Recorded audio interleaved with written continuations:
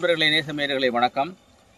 இப்போ வலைதளங்களில் ரொம்ப அதிகமாக பேசப்படுறது வந்து நம்ம ஆக்டர் ராஜேஷ், நடிகர் ராஜேஷ் இருக்காங்க இல்லையா, அவங்கள பற்றி பேசுகிறாங்க. அவங்களுடைய திடீர் மரணம் வந்து ரொம்ப நம்மளுக்கு வேதனை அளிக்கிறது. அவர் வந்து ஒரு 79 வயசு 80 வயசு இருக்கலாம் அப்படின்னு யூகம் பண்ணியிருந்தாங்க. அவங்க வந்து ஜோதிடம் பார்த்து அதை பார்த்து இருக்கலாம்னு யோசனை பண்ணியிருந்தாங்க, முடிவு பண்ணியிருந்தாங்க. பட் இடையில வந்து அவர் மரணம் வந்தது வந்து ரொம்ப கொஞ்சம் கஷ்டமான விஷயம்தான். இதில் நான் முதல்ல அவரை சந்திக்க போனப்ப அவர் சொன்ன ஃபஸ்ட்டு விஷயம், என்னை பார்த்த உடனே என்ன சார் எம்ஜிஆர் மாதிரி இருக்கீங்கன்னாரு. அப்படியா அப்படின்னு சொல்லி சிரிச்சுட்டு நான் விட்டேன். அப்புறம் வந்து அவர் வந்து இந்த இறப்பதற்கு வந்து காரணம் வந்து மூச்சுத்திணறல் வந்துச்சு சொன்னாங்க. இந்த மூச்சுத்திணறல் வருவதற்கு நிறைய காரணங்கள் இருக்குது. அது மிக முக்கியமான காரணங்கள் வந்து ஒன்று லங்ஸ் சம்மந்தப்பட்ட பிரச்சனை, நுரையீரல் சம்மந்தப்பட்ட பிரச்சனை.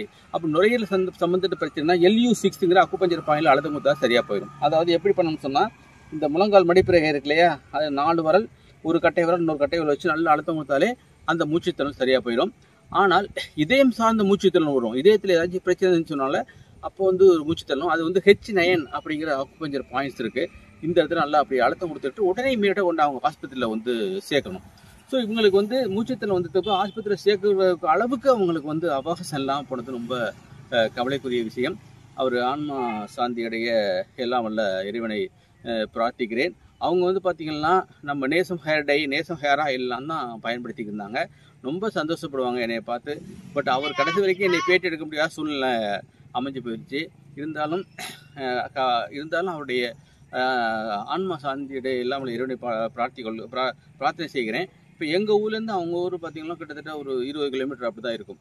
நேற்று கூட அந்த வேலையை அங்கே போயிருந்தேன், அந்த ஊரில் போய் பார்த்தோம். இது மாதிரி இருக்குது.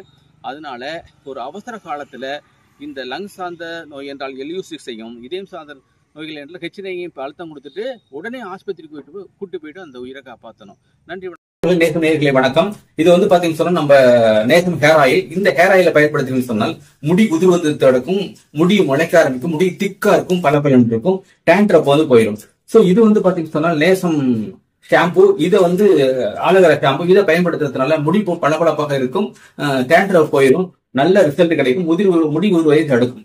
அடுத்து வந்து இந்த ஹென்னா பவுடர் வந்து பாத்தீங்கன்னு சொன்னா பிளாக் ஹென்னா பவுடர், இதை வந்து நீங்க பயன்படுத்தீங்கன்னு சொன்னா இளநீர் உள்ளவங்களுக்கு இதை பயன்படுத்துறப்ப அவங்களுக்கு இந்த டை அடிச்சது மாதிரி தெரியாது. 100% நேச்சுரல் என்பதனால் எந்த விதமான பக்க பின்விளைவுமே கிடையவே கிடையாது.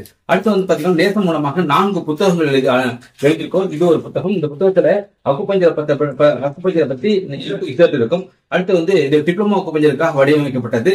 இன்னும் 2 பாத்தீங்கன்னா அனாட்டமி பிசியாலஜி, இன்னொன்னு வந்து கேள்விப்பதில். இது 4 புத்தகங்களை வாங்கி நீங்க உங்களுடைய அறிவாற்றலை வளர்க்கும்படி கேட்டுக்கொள்கிறோம். நன்றி, வணக்கம். சந்திப்போம் அடுத்த வீடியோ.